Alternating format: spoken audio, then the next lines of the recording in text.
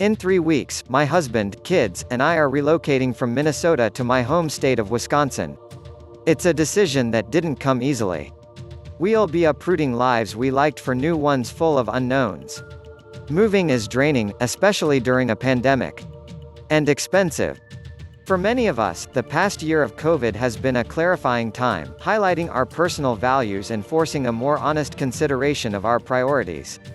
In some cases, that clarity can make big decisions feel easier and more urgent, but on the other hand, the constant risk assessment of living through a pandemic can also cause major decision fatigue.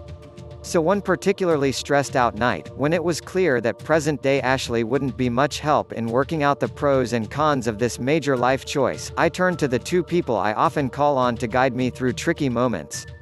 The first was my 6-year-old self, a kid who, before the responsibilities of adulthood crept in, used to love the adventure of trying new things. The second was myself at 90. Decades from now, I wondered, would future Ashley regret not living closer to my family?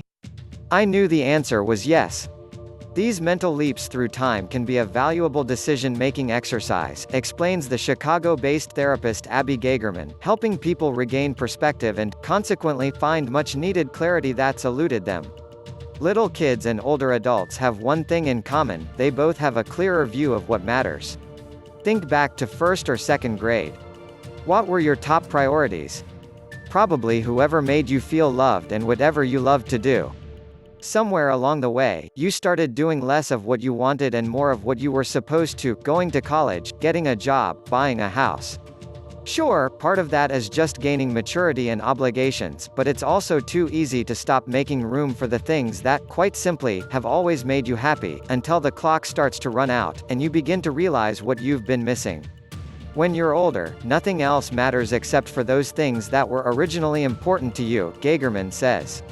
Next time you find yourself wrestling with what to do, lay out the options and bring each scenario to the past and future. Would you as a kid jump for joy or throw a tantrum when you break the news? Would your gray-haired self feel pride or regret about whatever decision you're weighing? Moving forward with a big, life-altering decision is always going to feel at least a little uncomfortable. But while these imagined versions of yourself can't make your decisions for you, they can remind you what personality traits or aspirations you've let go of, and give you a bird's-eye view on your core values.